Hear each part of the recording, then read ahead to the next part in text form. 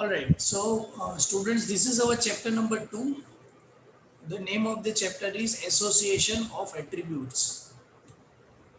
I hope you all are able to see this PPT. The way Dhruti, Shah, Vidhi, Prachi and Sharma Priya. Thumbs up करके जरा एक बार confirm कर लेना so that we can get on with the lecture. Yes. So association of attributes की शुरुआत करने से पहले, जैसे मैंने प्रीवियस लेक्चर में आपको कहा था कि हम कोई भी चैप्टर शुरू करेंगे उससे पहले उस चैप्टर के टाइटल के ऊपर डिस्कशन करना जरूरी है। तो इस चैप्टर का नाम जो है एसोसिएशन ऑफ एट्रीब्यूट, उसको समझने की कोशिश करते हैं कि एक्चुअली ये एसोसिएशन ऑफ एट्रीब्यूट्स का मीनिंग क्या होता है ना। जब तक वो पता नहीं होगा तब तक ये चैप्टर क्यों पढ़ रहे हैं वो पता नहीं चलेगा। So this is the simple definition, और अगर ये डेफिनेशन को समझना है तो पहले प्रीवियस चैप्टर को थोड़ा याद करना पड़ेगा। जैसा कि यहाँ पे लिखा हुआ है वैसे प्रीवियस चैप्टर की शुरुआत हमने ये दोनों टर्म से करी थी। पहले हम समझे थे कि वेरिएबल्स क्या है, और उस वक्त मैंने समझा था कि वेरिएबल्स मतलब ऐसी क्वांटिटी जो कंटिन्यूअसली चेंज होती रहे, जिसको हम x y a b c से डिनोट करते थे। इसके साथ में ही हम लोग ये समझे थे कि अगर हमारे पास दो वेरिएबल है और उनके बीच का अगर रिलेशन हमें फाइंड करना है तो उस रिलेशन को हम कहते थे को रिलेशन, जो यहाँ पे आपको दिखाया गया है। तो अब क्वेश्चन ये होना चाहिए कि सर अगर हमें वेरिएबल पता है, को रिलेशन पता है, तो ये एसोसिएशन ऑफ एट्रीब्यूट्स क्या है। उसके लिए मैं आपको थोड़ा पीछे ले जाना चाहूंगा कि प्रीवियस चैप्टर में हम लोग एक कंसेप्ट पढ़े थे जिसका नाम था रैंक को रिलेशन। और आपको अगर याद हो तो रैंक कोरिलेशन जब मैंने पढ़ाया था तब मैंने कहा था कि रैंक कोरिलेशन तब यूज होगा जब आपके वेरिएबल क्वालिटेटिव हो, है ना। मतलब वो किसी ना किसी चीज की क्वालिटी को दिखा रहे हो। अब क्वालिटी कैसी हो सकती है, यहाँ पे लिखा है phenomena like honesty, poverty, beauty, blindness which cannot be measured or represented numerically are known as attributes। मतलब उस रैंक कोरिलेशन में जो क्वालिटेटिव वेरिएबल हम यूज करते थे वो हम ऑलवेज दो वेरिएबल्स के बीच में बात करते थे, एक्स एंड वाई। और अगर क्वालिटेटिव वेरिएबल्स दो से ज्यादा है तो उसके बीच में रिलेशन फाइंड करना, तो हम क्या करेंगे, तो उसको डिनोट करने के लिए हमने एक टर्म यहाँ पे यूज किया है, दैट इज एट्रीब्यूट्स।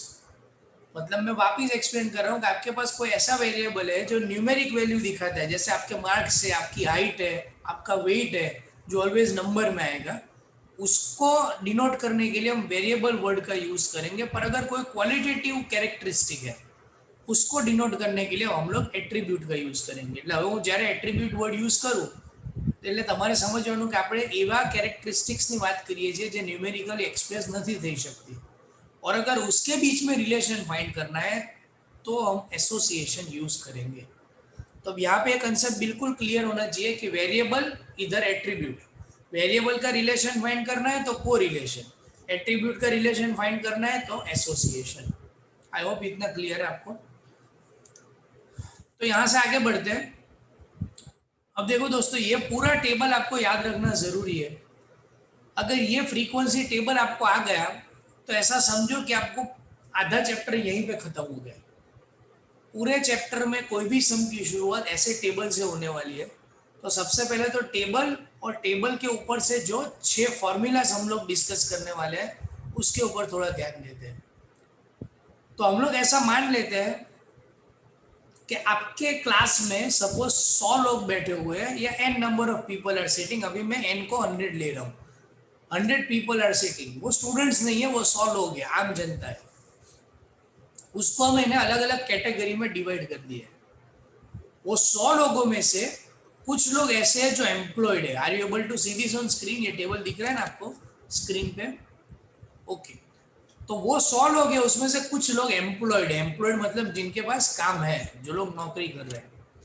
कुछ लोग जो है वो अनएम्प्लॉयड है, मतलब जिनके पास काम नहीं है। कुछ लोग जो है वो एजुकेटेड है, मतलब उनके पास जो डिग्री नौकरी के लिए चाहिए वो है। और कुछ लोग जो है वो अनएजुकेटेड है। मतलब मैंने 4 कैरेक्टरिस्टिक्स आपको बताया।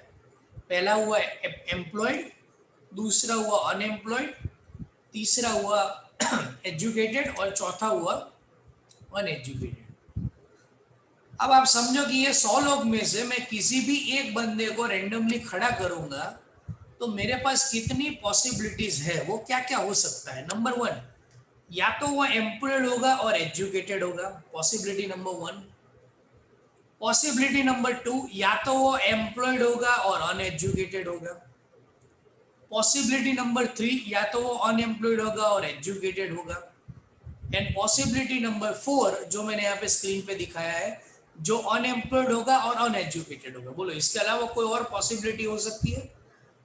तो पूरे चैप्टर में आपको इस तरीके के 4 कैरेक्टरिस्टिक्स दिखाए जाएंगे और चारों कैरेक्टरिस्टिक्स में आपको ध्यान ये रखना है कि ये जो ए अल्फा बी बीटा जो है वो ऑलवेज एक दूसरे से ऑपोजिट होने चाहिए। मतलब ए को अगर आपने एम्प्लॉयड लिया है तो अल्फा अनएम्प्लॉयड लोगे, बी को आपने एजुकेटेड लिया है तो बीटा अनएजुकेटेड लोगे। पूरे चैप्टर में हम लोग ये 4 नोटेशन का यूज करने वाले हैं, ए अल्फा बी एंड बीटा। जैसे प्रीवियस चैप्टर में हम लोग एक्स एंड वाई का यूज करते थे वैसे। और इसके ऊपर से टोटल 6 फॉर्मूलाज बन रहे हैं जो मैं यहाँ पे नीचे लिख रहा हूँ, और इसके बाद मैं आपको ये कॉपी करने के लिए भी कहूँगा। तो दीज आर द 6 फॉर्मूलाज जो आपको याद रखने हैं। फॉर्मूला नंबर 1 जो बहुत इजी है, पहले मैं रो वाइज जा रहा हूँ, हर एक रो में से आपको फॉर्मूला निकाल के दे रहा हूँ। First formula, a b plus a beta is equal to a. Screen के ऊपर से आपको पता चल जाएगा। फॉर्मूला नंबर 2 जो सेकंड रो में से मिलेगा, alpha b plus alpha beta is equal to alpha. देखो ये सब टोटल है तो इसको देख के ही पता चल जाएगा। अब कॉलम की बात करते हैं। A b plus alpha beta, इसकी बात हो रही है। ए b plus alpha b is equal to b. A beta plus alpha beta is equal to beta. Formula number 5, a plus alpha is equal to n. And formula number 6, b plus beta is equal to n. मैं इसको वापस explain कर रहा हूँ, इसको याद कैसे रखना है। First row, a b plus a beta is equal to a. Second row, alpha b plus alpha beta is equal to alpha. First column, a b plus alpha b is equal to b. A beta plus alpha beta is equal to beta. A plus alpha is equal to n. B plus beta is equal to n. तो फटाफट से आप लोग ये table draw करो और नीचे के फॉर्मूलाज लिख दो। आई होप अब आपको टेबल की जरूरत नहीं, आप खुद से इसको ड्रॉ कर सकते हो। और तब तक मैं एक बार कंफर्म कर लूँ, किसी को अगर यहाँ तक किसी को कुछ डाउट हो तो आप पूछ सकते हो। थोड़ी देर के लिए मैं आपको अनम्यूट कर रहा हूँ।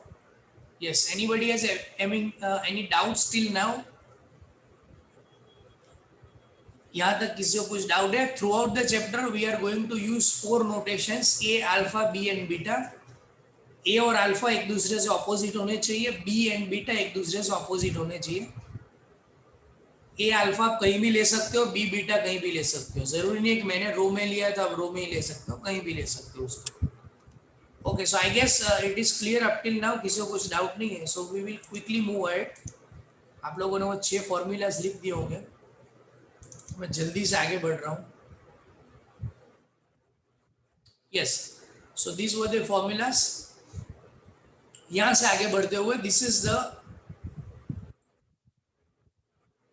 Road map of this chapter. इस चैप्टर को हम किस तरीके से पढ़ने वाले हैं? Theory and association of attributes. हर एक मेथड जो मैं आपको सिखाऊंगा उस मेथड के साथ साथ उसकी थियरी भी आपको लर्न करते जानी है, ताकि एग्जाम पॉइंट ऑफ व्यू से आप पढ़ सको। तो उसको मैंने 2 पार्ट में डिवाइड किया है, theory of attributes and association of attributes. तो पहले थोड़े बेसिक कंसेप्ट से शुरू करते हैं। बिल्कुल आप लोग स्क्रीन पे ध्यान दीजिएगा। तो ये चैप्टर यहाँ देखने के बाद आपको एक भी बार रिफर करने की भी जरूरत नहीं पड़ेगी, यही का यही आपको आ जाएगा। Very easy chapter. So this is the first topic of this chapter, what is consistency of data. आपको इस तरीके का एक क्वेश्चन एग्जाम में आएगा, आपको एक डेटा दिया होगा और आपको बताना है कि वो डेटा कंसिस्टेंट है या नहीं। मैं सीधा उस टॉपिक पे जा रहा हूँ, इसमें कोई थियरी नहीं है, सिर्फ एक छोटा सा कंसेप्ट आपको याद रखना है। आपकी टेक्स्ट बुक के 3 एग्जाम्पल मैंने लिए। This is your illustration number 1। सबका ध्यान स्क्रीन पे अभी लिखने की जरूरत नहीं। इसका एक सम मैं करूंगा और 2 सम मैं आपको करने के लिए देने वाला हूँ, ठीक है? तो जब मैं बोलूँ तब आप क्वेश्चन कॉपी करना, अभी सिर्फ स्क्रीन पे ध्यान दो। क्वेश्चन कुछ ऐसा दिया होगा, find missing frequency in the following data and test whether the data is consistent और नॉट। अब इसके नीचे मैंने एक नोट आपको दे रखी है, if all the values of frequency table are positive then data is consistent, और अगर कोई भी वैल्यू नेगेटिव आती है तो आपका डेटा कंसिस्टेंट नहीं है। मतलब अगर सिंपल वर्ड में मैं आपको समझाऊं तो आप एक टेबल ड्रॉ करने वाले हो, जो आगे हमने देखा वो, उसकी अगर कोई भी वैल्यू नेगेटिव आती है तो डेटा इनकंसिस्टेंट है, और अगर सभी वैल्यू पॉजिटिव आती है तो आपका डेटा कंसिस्टेंट है। प्रीटी इजी, चेक करते हैं कैसे। तो ये आपका फर्स्ट क्वेश्चन है, एक बार रिफर करो first question. a is equal to 300, alpha is equal to 200, b is equal to 350 and ab is equal to 225। तो सबसे पहले तो आप लोग ये फर्स्ट क्वेश्चन कॉपी करो, मेरे साथ में ही करते जाओ, मैं आपको सिखाता जा रहा हूँ, आप लोग करते जाओ, आपको मजा भी आएगा और 2 मिनट में कंसेप्ट भी क्लियर हो जाएगा। Just write down the first question, थोड़ा क्विकली लिखना ताकि एक दो मेथड और भी हम कर सके। a is equal to 300, alpha is equal to 200, b is equal to 350 and ab is equal to 225। Okay, अब दोस्तों देखो, जैसे भी आप कोई भी क्वेश्चन देखते हो इस चैप्टर का, तो सबसे पहला काम आपको क्या करना है, ये टेबल बनाना है। तो ऐसा एक टेबल बना दो, ए अल्फा बी बीटा, यहाँ पे लिखो टोटल और यहाँ पे लिखो टोटल। ऐसा एक ब्लैंक टेबल आपके पास होना चाहिए।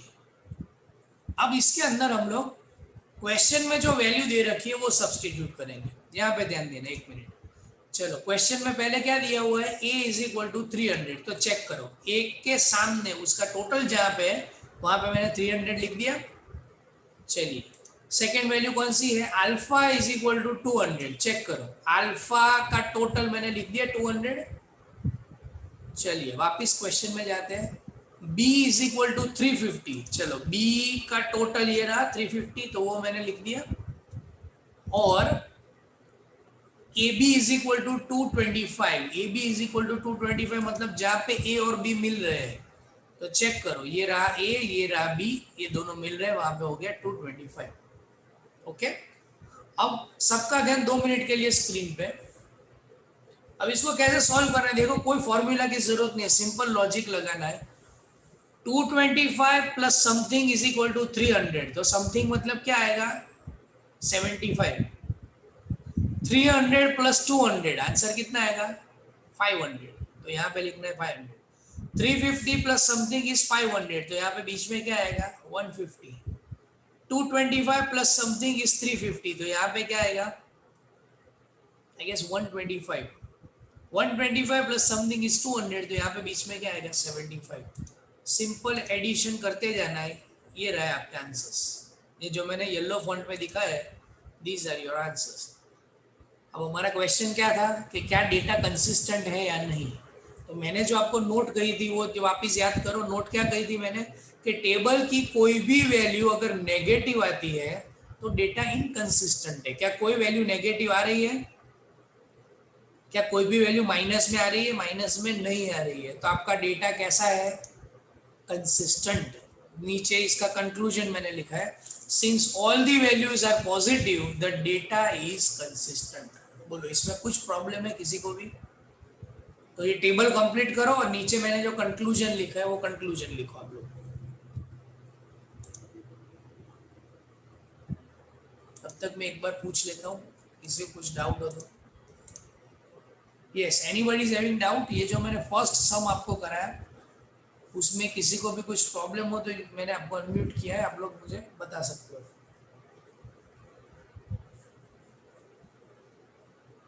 ठीक है, अगर किसी को कुछ डाउट नहीं है तो मैं आपके सामने स्क्रीन पे वापस एक बार क्वेश्चन ला रहा हूं। आप लोग को सेकंड एंड थर्ड क्वेश्चन को कॉपी करना है, आंसर अपनी बुक में नोट करके रखना है। मैं स्क्रीन के ऊपर से जिसका नाम बोलूंगा वो मुझे उसका आंसर बताएंगे, और आंसर दो ही होने चाहिए, એટલે ત્રીજો कोई जवाब लेना ना होता, या तो कंसिस्टेंट होना चाहिए या इनकंसिस्टेंट। ओके, तो इसके अलावा कोई आंसर लेके मत आना। तो मैं वापिस वो क्वेश्चन आपकी स्क्रीन पे रख रहा हूँ।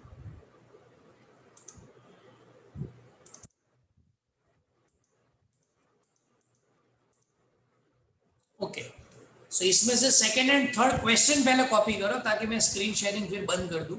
क्वेश्चन नंबर 2 एंड 3 को कॉपी करो फटाफट।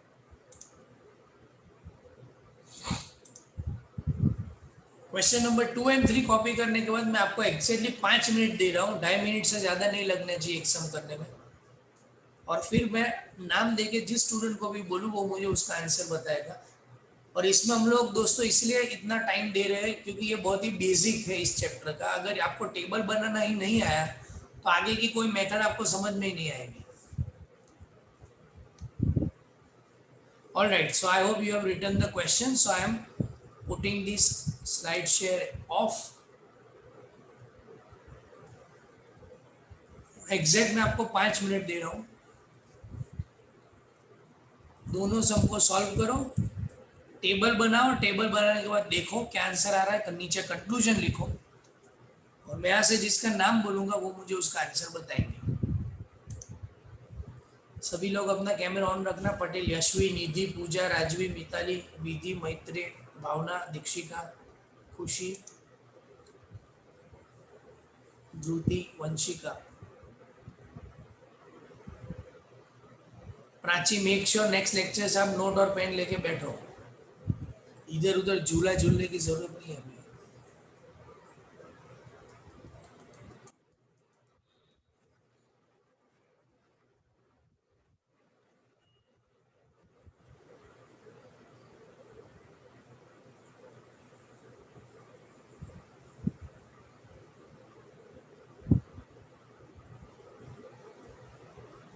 ओके, क्वेरी है कि क्वेश्चन देखना एक बार, मैं वापस क्वेश्चन दिखा देता हूँ। ये लीजिए क्वेश्चन आपके सामने, एक बार कंफर्म करना हो तो कर लीजिए।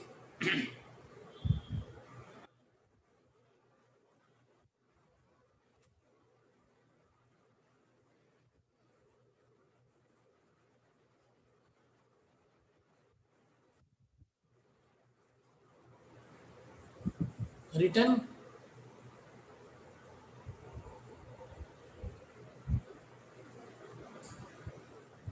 चलिए लास्ट 1 मिनट है आपके पास।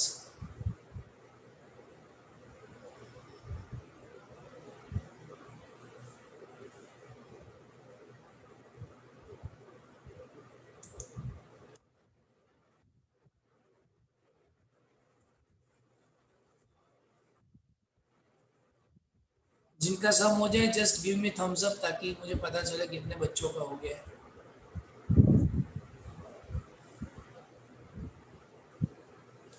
गुड,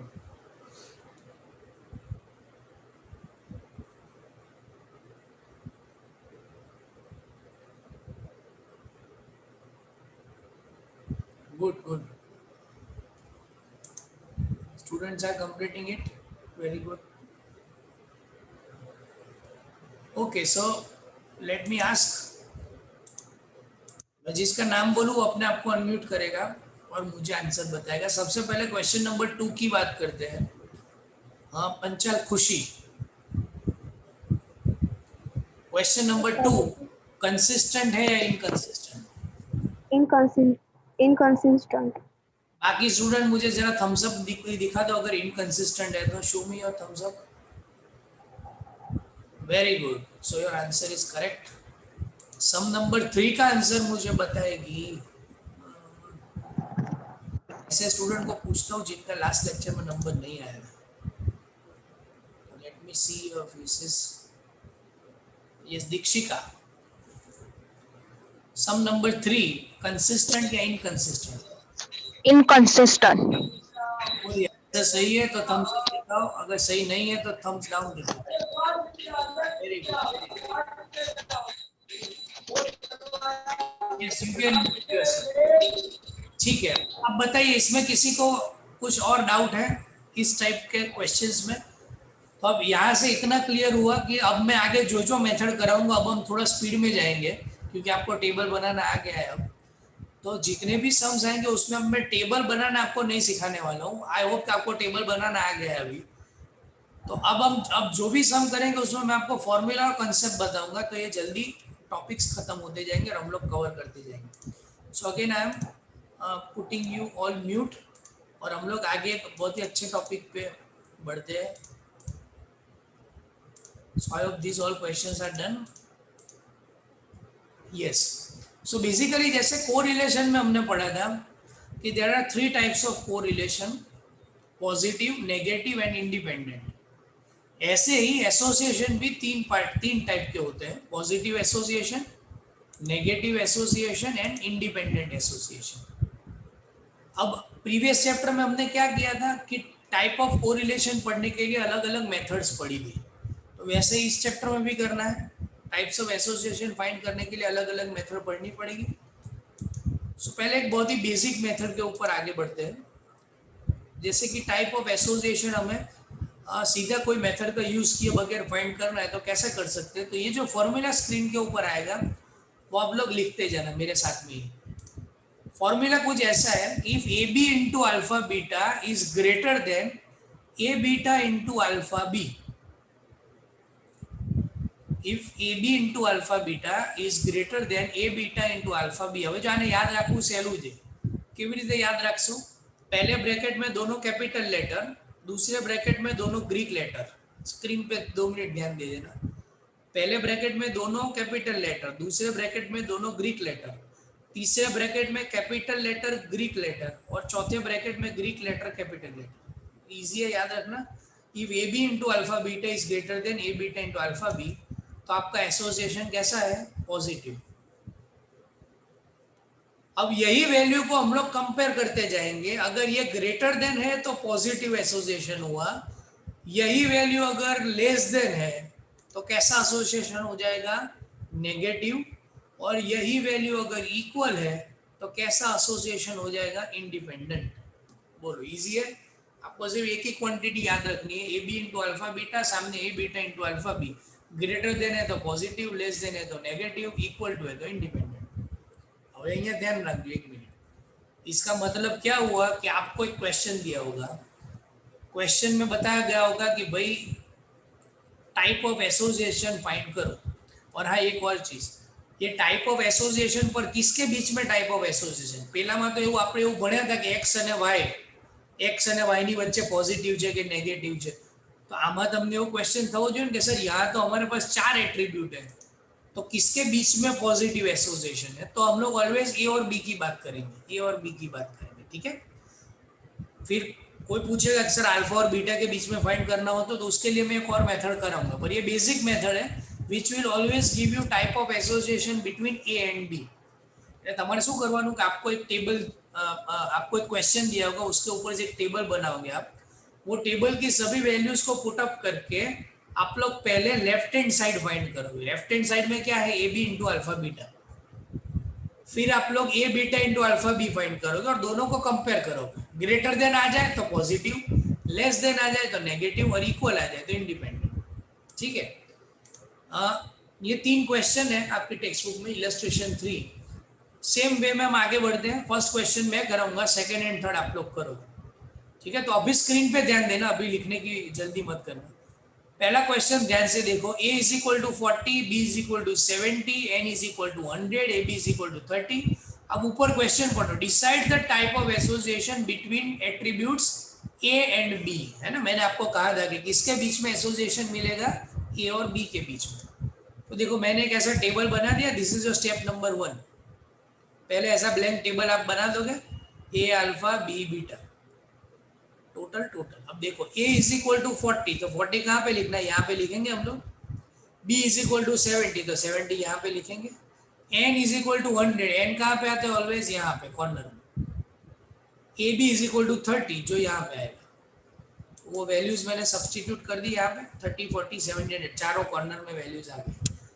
अब सिंपल है, मेंटल कैलकुलेशन आप कर सकते हो। 30 प्लस समथिंग इज 40, यहाँ पे आ जाएगा 10, यहाँ पे आ जाएगा 60, यहाँ पे आ जाएगा 30, यहाँ पे आ जाएगा 40 और यहाँ पे आ जाएगा 20। चेक करो, हो गया। तो एक बार आपका टेबल हो जाए, बाद में वो फॉर्मूला मैंने आपको बताया था, याद करो जो आपने अभी लिखा है। किसको कंपेयर करना है? पहले a B into alpha beta. तो ए बी की वैल्यू क्या है यहाँ पे? ए बी क्या है? ये रहा a b, a B into alpha beta. A b की वैल्यू क्या है? 30, तो यहाँ पे लिख दिया 30। अल्फा बीटा कितना है? 20, तो ये लिख दिया 20। मल्टीप्लीकेशन कितना हो गया? 600। अब सामने कौन सी वैल्यू थी? ए बीटा इंटू अल्फा बी, तो वो यहाँ पे मैंने फाइंड कर दिया। ए beta into alpha B, a beta कहाँ पे है? ये रहा 10, अल्फा बी ये रहा 40, तो इसका आंसर मिल गया 600। अब बताइए पहली वैल्यू सेकंड से बड़ी है या छोटी? बड़ी है। So A B into alpha beta is greater than A beta into alpha B. तो कैसा एसोसिएशन हुआ, पॉजिटिव या नेगेटिव, पॉजिटिव। तो इसका आंसर बाजू में मैंने लिख दिया है पॉजिटिव एसोसिएशन। अब कोई ने फॉर्मूला याद नहीं रहતું, सपोज एग्जाम में भूली गया तो सर फॉर्मूला में खबर ना पड़ी, भूली गया फॉर्मूला, तो कुछ नहीं करना है, क्रॉस मल्टीप्लीकेशन करना है। देखो 30 इंटू 20 10 इंटू 40, देखो 30 इंटू 20 10 इंटू 40। पहली वैल्यू ज्यादा आ जाती है तो पॉजिटिव, कम आती है तो नेगेटिव, इक्वल आती है तो इंडिपेंडेंट। वापिस 30 इंटू 20 10 इंटू 40 लिख दो एक बार ये क्वेश्चन, आंसर पूरा लिख दो। और इसके साथ में पहले ऐसा करो कि क्वेश्चन कॉपी कर लो। मैं आपको क्वेश्चन दिखाता हूँ, वो कॉपी कर लो ताकि मैं स्क्रीन शेयर बंद करके आपको सॉल्व करने के लिए दे दूँ। Write down this 3 question, this is your illustration number 3। मैंने आपको पूरी मेथड बता दी है।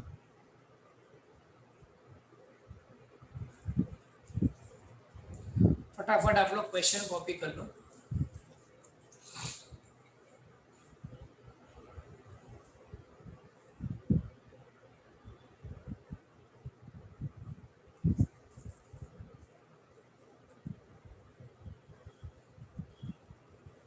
डन।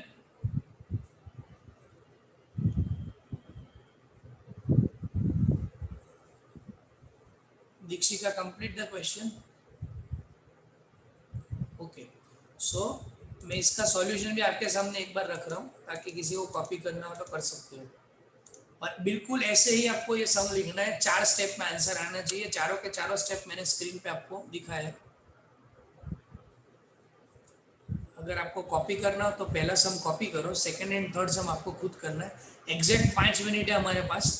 4 मिनट के बाद मैं आपको अनम्यूट करने के लिए कहूँगा और फिर आपको आंसर मुझे देना है, मैं जिसका नाम बोलूँ उसको।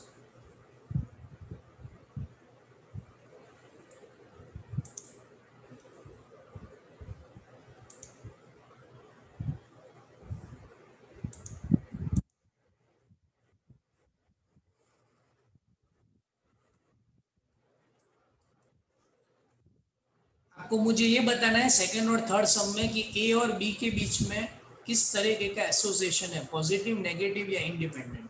मैं अभी जिसको नाम देके पूछूंगा वो मुझे बताएंगे answer.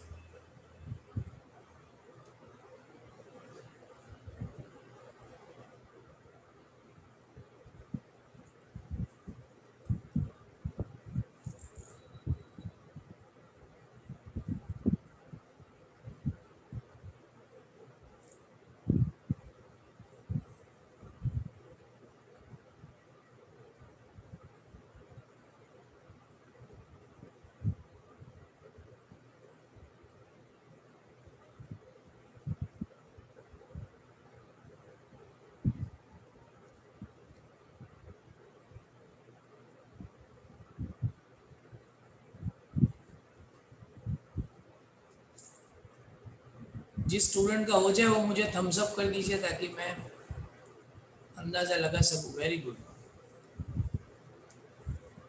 Very good, good, very good, very good.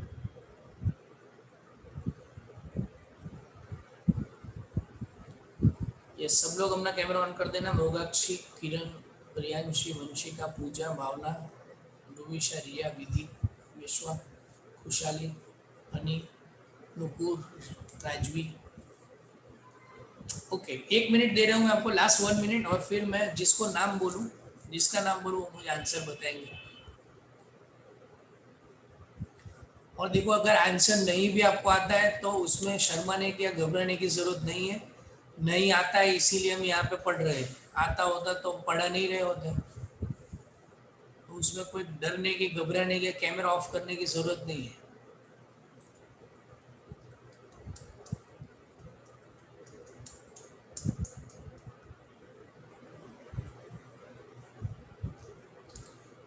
और शर्माने की भी जरूरत नहीं है। कल मैं एक लेक्चर दे रहा था तो F5 वाले बच्चे बोल रहे थे सर हमें शर्म आ रही कैमरा चालू करना। मैंने उनको कहा शर्माना तब चाहिए जब कोई बेशर्मी वाला काम कर रहा है, आप तो बहुत अच्छा काम कर रहे हो।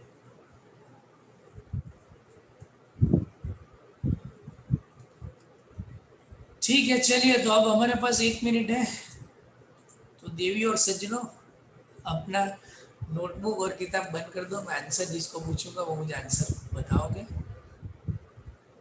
बाय मिस्टेक सज्जन तो यहाँ पे नहीं है, सिर्फ देवी है, तो इसलिए मैं पूछ रहा हूँ, वो मुझे आंसर बताएंगे। यस, आप कहाँ पे है वो स्टूडेंट जिनको मैंने नोटिफाई करके रखा दिया? Heli, Heli Sir, Patel. second one negative. Second one negative सही है, तो जरा थम्स अप कर दो सब लोग। Very good. खाली खाली भाईबंदी में थम्स अप ना करता हूँ, साचो आंसर हो तो थम्स अप करो। हाँ तो गैंग अप कर दे भाई, नेक्स्ट लेक्चर में के सर कहे तो थम्स अप ज करवानो। चलिए थर्ड का आंसर मुझे बताएंगे, कौन बताएंगे? यस सिमरन, थर्ड का आंसर मुझे जरा बता दो, थर्ड वन।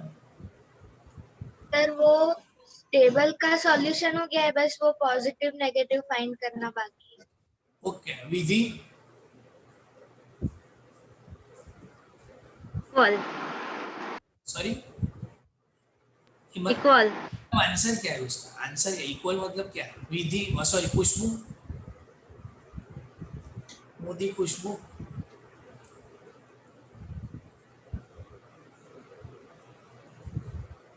आई थिंक मेरी आवाज नहीं पहुंची। यस हेली, आप बता सकते हो? सर दोनों का 2000 ही आता है। Sir, independent. इंडिपेंडेंट। दोनों का आंसर इक्वल है तो आपका आंसर क्या है? Independent, right. तो पॉजिटिव आ गया, नेगेटिव आ गया और इंडिपेंडेंट आ गया। आई होप सबके डाउट्स क्लियर है, इसमें कोई डाउट्स नहीं है किसी को? ऑलराइट, तो जैसे ये लेक्चर खत्म होता है वैसे इसको मैं अपनी चैनल पे भी अपलोड कर रहा हूँ। मैंने आज बहुत ही बेसिक कंसेप्ट इसका समझाया। हम कंसिस्टेंसी ऑफ डेटा पढ़े और टाइप ऑफ एसोसिएशन पढ़े। नेक्स्ट लेक्चर में वापस मिलेंगे तब इसकी मेथड्स हम लोग पढ़ेंगे। Alright, you can leave this group one by one. Thank you so much, it was pleasure teaching you once again. Thank you.